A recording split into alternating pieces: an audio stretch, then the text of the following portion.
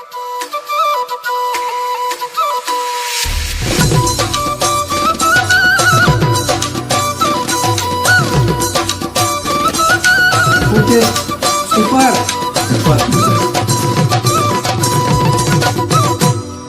নমস্কাৰ বন্ধু বান্ধৱীসকল, মই ফুল শৰ্মা আপোনালোকক মোৰ পাকঘৰলৈ স্বাগতম জনাইছোঁ।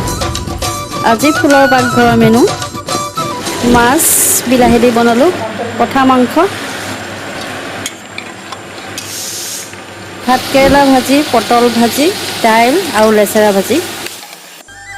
আহকচোন চাওঁ আমি কেনেকৈ ৰান্ধিলোঁ। প্ৰথমতে বিলাহী টেঙাৰে মাছ কাটি থোৱা মাছখিনি আমি হালধি নিমখ সানি থৈছোঁৱে।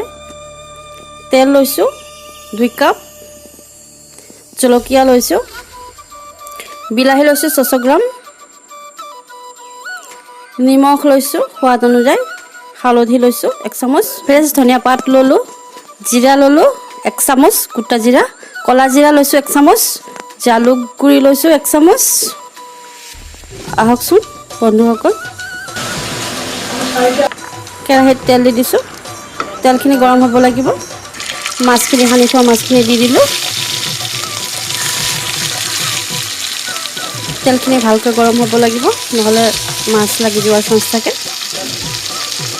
মাছখিনি হৈ গ'লগৈ, মই উলিয়াই লৈছোঁ। সুন্দৰ কালাৰ এটা আহিছে।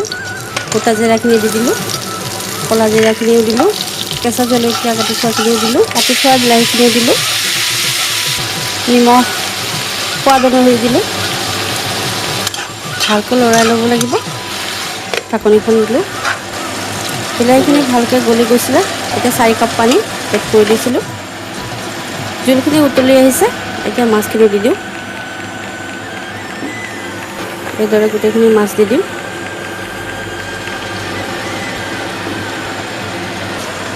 লৰাই দিওঁ অকণমান, ঢাকনিখন অকণমান দি থ'ব। ধনিয়া পাতখিনি আমি বৰ পাৰি কাটি থোৱা ধনিয়া পাতখিনি আমি এড কৰি দিলোঁ।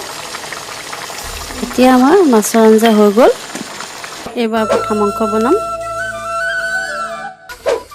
মাংস লৈছোঁ 500 গ্ৰাম, পিঁয়াজ লৈছোঁ 4-5টা, জলকীয়া লৈছোঁ 7-8টামান, তেজপাত লৈছোঁ, জলকীয়া গুড়ি লৈছোঁ 1 চামুচ, জালুক গুড়ি লৈছোঁ 1 চামুচ, হালধি লৈছোঁ 1 চামুচ, ধনিয়া জিৰা গুড়া লৈছোঁ 1 চামুচ, নিমখ লৈছোঁ আন্দাজমতে, আদা নহৰু পিঁয়াজৰ পেষ্ট লৈছোঁ অকণমান।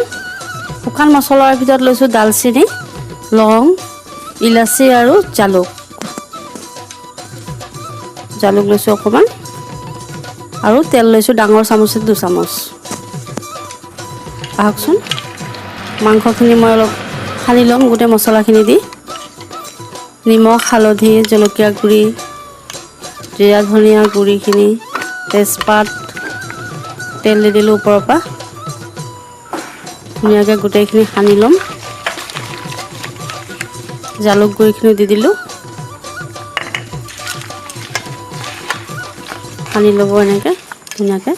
এটা কুকাৰ এটাত দালচেনি আৰু লং, গোটেই শুকান মছলাখিনি দি দিলোঁ। একদম মাংসখিনি তাত দি দিম। মাংসখিনি দি পেলাই ভালকৈ লৰাব লাগিব।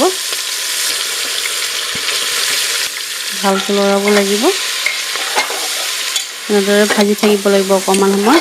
এতিয়া লৰাই ল'ব সুন্দৰভাৱে। মই লৰাই আছোঁ। মাংসখিনি সিজি আছে।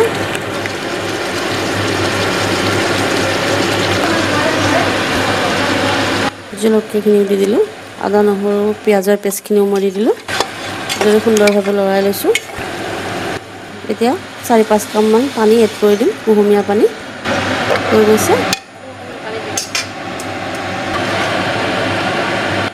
ঢাকনিখন দি দিম এতিয়া।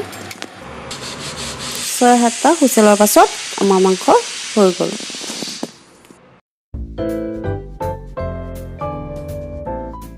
দালিখিনি হ'লে, দালি বনাইছোঁ চিম্পুলকৈ। লেচেৰা ভাজিছোঁ, লেচেৰা ভাজিখিনি হ'ল।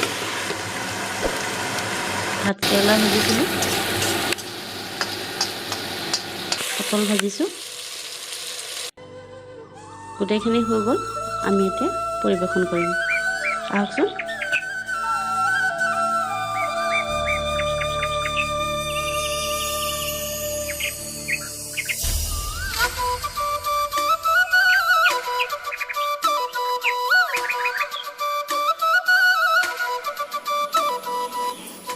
মোৰ ল'ৰা ৰিতম সি খাই খুবেই ভাল পায় আজি সি খুব তৃপ্তিৰে খাইছে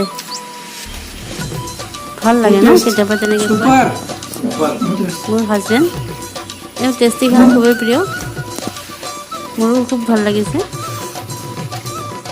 আজি এনেকৈ এইবোৰ কেনেকুৱা লাগিছে ভাত খাই বহুত ধুনীয়া বনাইছে মোৰ ল'ৰাৰ বাল্য বন্ধু দেৱু মোৰ আজি সঁচাকৈ খুব ভাল লাগিছে এনেকৈ সুন্দৰকৈ খুৱাই